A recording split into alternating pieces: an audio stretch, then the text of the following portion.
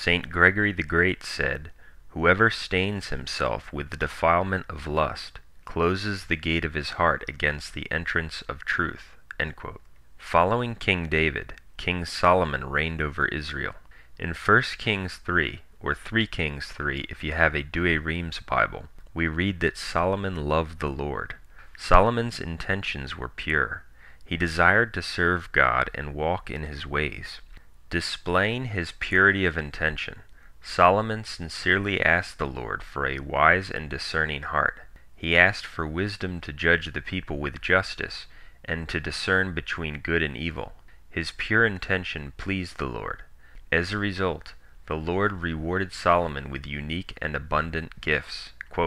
"And his speech pleased the Lord, that Solomon had asked this thing.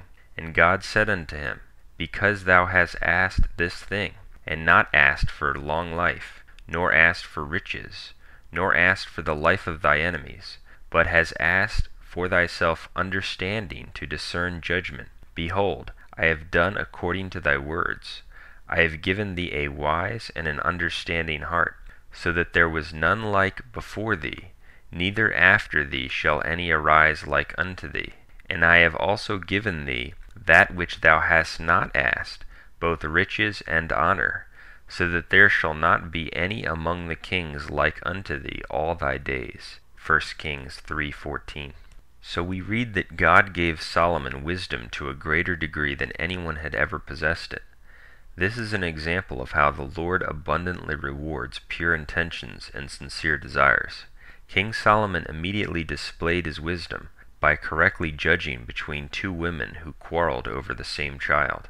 The people were amazed, and all Israel heard of the judgment which the king had judged, and they feared the king, for they saw that the wisdom of God was in him to do judgment."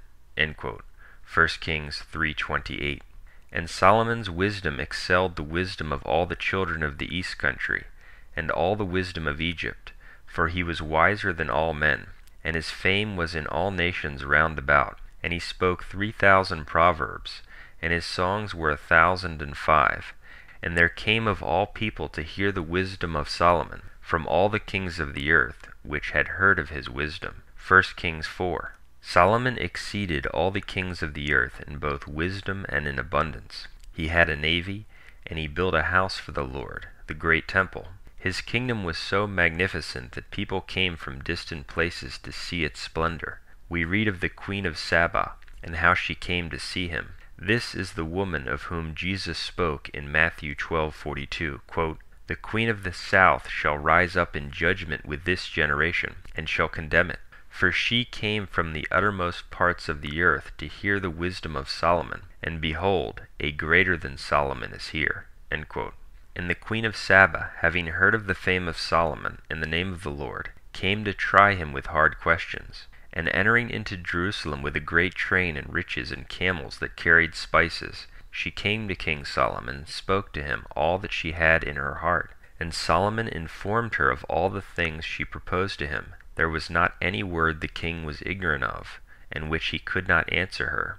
And when the Queen of Saba saw all the wisdom of Solomon, and the house which he had built, and the meat of his table, and the apartments of his servants, and the order of his ministers and their apparel, and the cupbearers, and the holocaust, which he offered in the house of the Lord, she had no longer any spirit in her. And she said to the king, "The report is true, which I heard in my own country. Thy wisdom and thy works exceed the fame which I had heard." 1 Kings 1.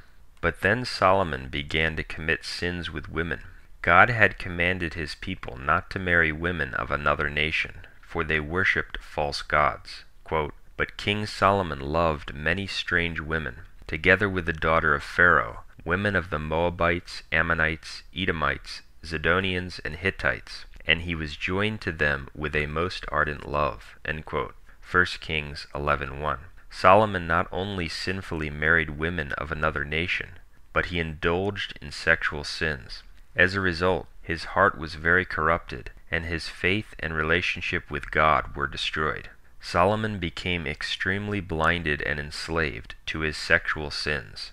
He so worshipped these sins of the flesh that he actually had 700 wives and 300 concubines. Quote, "And he, Solomon, had 700 wives, princesses, and 300 concubines, and his wives turned away his heart. For it came to pass when Solomon was old, that his wives turned away his heart after other gods. For Solomon went after Ashtoreth, the goddess of the Zidonians, and after Milcom, the abomination of the Ammonites, and Solomon did evil in the sight of the Lord." End quote. 1 Kings 11, 3-6. Solomon's sexual sins drove him to the depths of spiritual depravity and idolatry. Solomon, the one who formerly loved and served the Lord, the one who had been rewarded by him with unsurpassed wisdom and abundance, now built altars to the devil gods of the nations. Quote, "And Solomon did evil in the sight of the Lord. He built a high place for Chemosh, the abomination of Moab, in the hill that is before Jerusalem, and for Molech, the abomination of the children of Ammon. And likewise did he for all his strange wives, which burnt incense and sacrificed unto their gods. And the Lord was angry with Solomon." End quote. 1 Kings 11, 6-9. The Lord not only punished Solomon with further blindness, but he raised up enemies against Solomon and warned him of his demise. Quote, "Wherefore the Lord said unto Solomon, Thou hast not kept my covenant and my statutes, which I have commanded thee. I will surely rend the kingdom from thee, and will give it to thy servant. And the Lord stirred up an adversary unto Solomon." End quote. 1 Kings 11, 11-14. Solomon died, and unlike David, the Bible gives us no indication of his repentance. It's also worth noting that when Solomon's kingdom was at its height of magnificence, we read that he was brought 666 talents of gold each year. 1 Kings 10:14, quote, "And the weight of the gold that was brought to Solomon every year was 666 talents of gold." End quote. This number is mentioned twice in the Old Testament in reference to Solomon and the amount of gold that he received. It seems that it was around that time, or shortly thereafter, that Solomon fell into sin and became a beast of impurity and idolatry. The number 666 is of course mentioned in the Apocalypse, the book of Revelation, in reference to the number of the beast. Is there any significance in the fact that 666 talents of gold were brought to King Solomon when he was at the height of his magnificence? We believe that the answer is yes. We believe that 666, the amount of talents of gold he received, also symbolized man in the place of God. For we read in 1 Samuel 8 that when the Jews clamored for a king to lead them, the Lord was very displeased. Quote, "Then all the elders of Israel gathered themselves together and came to Samuel, and said unto him, Now make us a king to judge us like all the nations. But the thing displeased Samuel, when they said, Give us a king to judge us.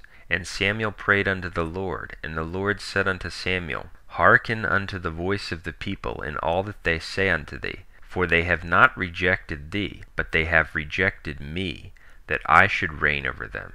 The people of Israel wanted a king to lead them, to reign over them, like the other nations had. But the Lord was displeased with this request, because it meant that they rejected him as their king. They wanted a man to follow, a man to reign over them. Despite his displeasure, the Lord granted their request. So when Solomon received 666 talents of gold each year, he was basically being treated as God on earth. He and his kingdom were morphing from something that served the Lord and was rewarded by him with abundance, to an idolatrous indulgence in inordinate luxury and wealth, and being treated like God. So we believe that 666 talents of gold given to Solomon is an indication that the real meaning of 666 is man in the place of God.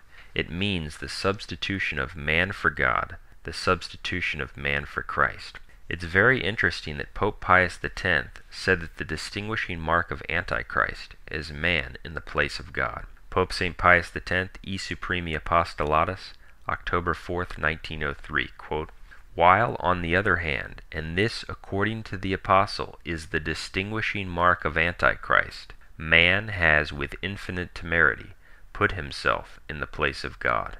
End quote.